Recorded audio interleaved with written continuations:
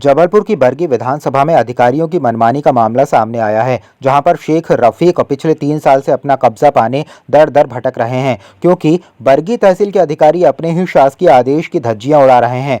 फरियादी मानसिक रूप से इतना प्रताड़ित हो चुका है कि वह प्रशासन से अपने दिव्यांग पुत्र के साथ इच्छा मृत्यु की गुहार लगाने मजबूर हो रहा है। मेरा नाम शेख रफीक है। ग्राम रीमो पंचायत है ये, आई समझ में। और मेरी यहाँ पर थोड़ी सी ज़मीन रही 28 हेक्टर 70 डेसिमल, जिसमें हमारे पड़ोसियों ने हमारे न रहने पर मैं बेंगलोर अपने बेटे को इलाज के लिए ले गया। इस बीच बीच इन लोगों ने अब अवैध तरीके से हमारे मकान में प्रधानमंत्री आवास योजना के मकान बना लिए। इसके लिए मैंने तहसील कार्यालय में आवेदन भी लगाया, 2-3 बार आवेदन लगाए। तहसीलदार से स्वयं जाके अपना रोना रोया, लेकिन उन्होंने नहीं सुनी हमारी। और आखिरी में जो उन्होंने आदेश किया, आदेश पर कर दिया, लेकिन कब्जा नहीं दिलवाया हमको। आज तक आई नहीं वो यहाँ।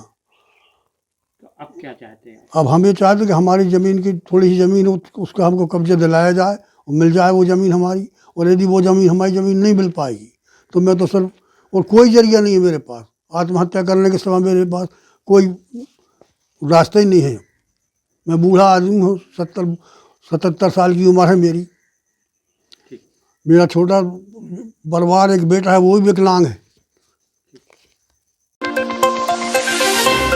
जबलपुर के लॉर्डगंज थाना अंतर्गत बीती रात गोल बाजार के पास संदिग्ध रूप से खड़े 2 गांजा तस्करों को पुलिस ने गिरफ्तार करते हुए उनसे बड़ी मात्रा में गांजा जब्त किया है। अवैध मादक पदार्थ गांजे को लेकर कुछ लोग थाना क्षेत्र में काफी सक्रिय हैं और खुलेआम गांजे का कारोबार कर रहे हैं। पुलिस इस पूरे मामले की विस्तार से जांच कर रही है। पकड़े गए आरोपियों की निशानदेही पर और भी कई चेहरे बेनकाब हो सकते हैं।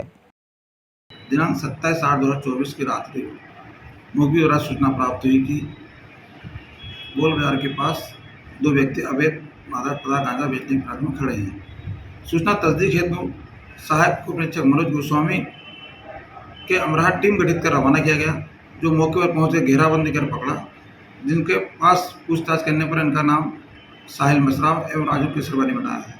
तलाशी लेने पर उनके पास 92 ग्राम गांजा एवं एक के पास 94 गांजा प्राप्त हुआ। राजू केसरवानी के पास एक ऑनलाइन स्कैनर प्राप्त हुआ, जिसे पूछताछ पर उसने बताया कि ये राजा सोनकर के नाम पर स्कैनर है, जो पैसा जाता है राजा सोनकर के अकाउंट में आता है।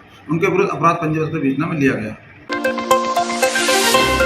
शास्त्री ब्रिज में शराब दुकान में पैसों को लेकर 2 कर्मचारियों में विवाद हो गया। राकेश कुमार शिवहरे ने थाने में रिपोर्ट दर्ज कराते हुए बताया कि वे नरेंद्र जायसवाल की शास्त्री ब्रिज की शराब की दुकान पर बैठा था। उसी दौरान उनकी दूसरी दुकान का साथी राकेश शर्मा अपने साथियों के साथ आया और विवाद हो गया। पुलिस ने मामले को जांच में लिया है। थाना प्रभारी राजपाल सिंह बघेल ने बताया कि लूट जैसी कोई घटना नहीं हुई है, आपसी विवाद पैसे का लेन देन था। राकेश कुमार शिवहरे हैं, ये यहाँ पर दुकान में बैठते हैं, शराब की दुकान में। नरेंद्र जायसवाल जी की शराब की दुकान है शास्त्री ब्रिज के पास में। उन्होंने आकर के लिखित आवेदन प्रस्तुत किया है कि इनके यहाँ जो काम करने वाला दूसरा साथी था राकेश शर्मा, अपने साथियों के साथ आया है और वहाँ इनके साथ में विवाद करके मारपीट की है और कर्मचारियों के पैसे के पेमेंट को लेके आपस में इनके विवाद हुआ है। तो अभी उन्होंने आवेदन दिया है, उसमें हमने जाँच में लिया गया है और स्टाफ अभी जाके मौके के जो फुटेज वगैरह हैं, CCTV फुटेज वगैरह सब उसमें वो ऑब्जर्व कर रहे हैं। पता नहीं कार्रवाई की जाएगी इसमें आगे। कितने पैसे ले जाने की बताया? नहीं, पैसे ले जाने की ये बोल कि मेरे पास उस समय पैसे रखे हुए थे, पेमेंट के ही पैसे रखे हुए थे, पैसे लिए। लेकिन अभी हमारी जब टीम वहाँ पे गई तो वहाँ के जो मालिक उनकी बातचीत चल रही थी, कुछ पैसे तो वहाँ छोड़ दिए उन्होंने, वहीं है पैसे।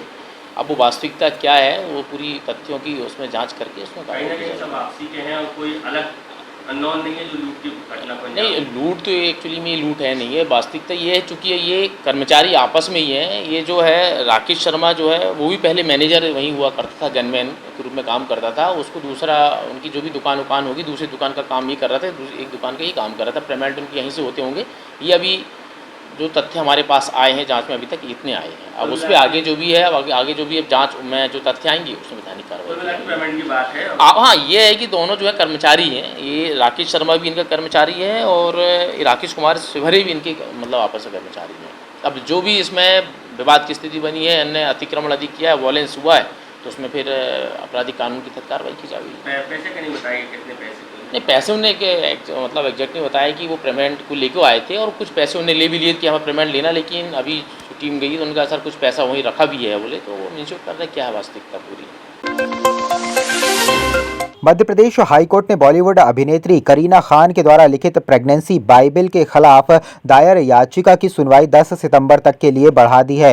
क्रिश्चियन समाज के क्रिस्टोफर एंथोनी ने मध्य प्रदेश हाई कोर्ट में करीना खान के खिलाफ एक याचिका दायर की थी। पुस्तक के शीर्षक प्रेगनेंसी बाइबल में बाइबल शब्द से क्रिश्चियन समाज की धार्मिक भावना को ठेस पहुंची है। जी, तो अगर मैं संक्षिप्त में आपको थोड़ा सा मैटर के बारे में बताऊं तो करीना कपूर खान ने एक किताब लिखी थी जिसमें उन्होंने मैटरनिटी के दौरान जो उनका जीवन था उससे संबंधित बातें कुछ बताई थी उस किताब में, जिसका नाम था दी प्रेगनेंसी बाइबल। तो उसी को लेके एंथनी साहब हैं, क्रिस्टोफर एंथनी, जिन्होंने एक यहाँ पे मध्य प्रदेश हाई कोर्ट में याचिका दायर की थी जिसमें उन्होंने ये एलिगेशन लगाया था कि इस शीर्षक के द्वारा जो क्रिश्चियन समाज है उससे हमारी भावनाएं, जो समाज से जुड़ी भावनाएं हैं, धार्मिक भावनाएं हैं, उनको आहत पहुंचा है। और उन्होंने ये मांग की थी कि इन पे 292 आईपीसी एंड 295, 294 आईपीसी के तहत एक मुकदमा दर्ज किया जाए, जिसके संबंधित ये याचिका उन्होंने दायर की थी। 292, 294 धाराएँ जो हैं आईपीसी की, वो ये बोलती हैं कि कोई अश्लील पुस्तक का विक्रय और धार्मिक भावनाओं को ठेस पहुंचाने के एवज में ये धाराएं लगाई जाती हैं, इन पे मुकदमा कायम किया जाता है।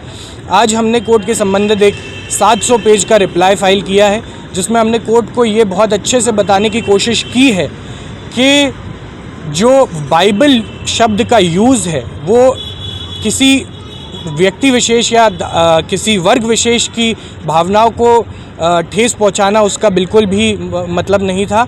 और हमने इसका हवाला देते हुए सुप्रीम कोर्ट की बहुत सी जजमेंट्स का हवाला देते हुए उनको ये बताया है कि सुप्रीम कोर्ट ने भी ये माना है कि बाइबल का जो मतलब है वो एक अथॉरिटेटिव टेक्स्ट के रूप में भी इस्तेमाल किया जाता है। जैसे मैं आपको फॉर एग्जांपल अगर बताऊं तो एच.एम. सीरवाई साहब एक संविधान की किताब लिखते हैं जिसे कई बार लोकल लैंग्वेज में बाइबल ऑफ कॉन्स्टिट्यूशन भी कहा जाता है। तो इसका मतलब ये होता है कि वो अथॉरिटेटिव टेक्स्ट है उस विषय में, इसलिए उसको ये नाम दिया जाता है। तो हमने ये पक्ष रखा है और इसकी अगली सुनवाई 10 सितंबर को है। तो अब देखते हैं आगे क्या। जबलपुर के आधारताल क्षेत्र में चाय पानी की दुकान चलाने वाले के पास हथियार से लैस होकर बदमाश पहुंचे और रुपये मांगने लगे। दुकानदार द्वारा जब उन्हें रुपये देने से मना किया गया तो बदमाशों ने उसकी दुकान में तोड़फोड़ शुरू कर दी। दुकान में तोड़फोड़ होने से दुकानदार का काफी नुकसान हुआ है। पुलिस अधिकारियों ने पीड़ित को आरोपियों के खिलाफ कार्रवाई का आश्वासन दिया है। आज जन सुनवाई में आधारताल थाना क्षेत्र अंतर्गत कुछ लोग जो है वो आए थे। उनका यह कहना था कि उनकी दुकान पर जो है कुछ लोगों ने तोड़फोड़ किया है और दोनों ही पक्षों के खिलाफ कार्रवाई हो गई है। इसमें थाना प्रभारी को निर्देश दिए हैं, जो भी इसमें दोषी होगा उसके खिलाफ सख्त से सख्त कार्रवाई की जाएगी। सर, मेरी दुकान है निर्भय नगर में जिसमें छोटा भाई बैठता है। उसमें मैं वहाँ गया हुआ था, उससे में कई लड़के आए जिनको मैं जानता हूँ, जो को जानता हूँ, बाकी सब चेहरा बांधे हुए थे। उन लोगों ने मेरी दुकान में पूरी तोड़ा फोड़ी गई। मैं गया आधारताल थाने, तो जिस लड़कों को चोट लगी उन्होंने बोला कि सब इसी में होगा। सर, मैंने बोला मेरे नुकसान जो हुआ है, मेरी सोने की चैन ले गए हैं और पूरी दुकान तोड़ के चले गए। इसमें मैं रिपोर्ट डलवाने गया तो मेरी कोई कार्रवाई नहीं हुई। दुकान थी राशि को दुकान करने वाले कौन लोग हैं? ये प्रमोद सावनकर और बाकी सब चेहरा बांधे हुए थे। जिसको मैं जानता हूँ मैं उसका नाम बता सकता, बाकी मैं किसी को नहीं जानता हूँ। बाकी सब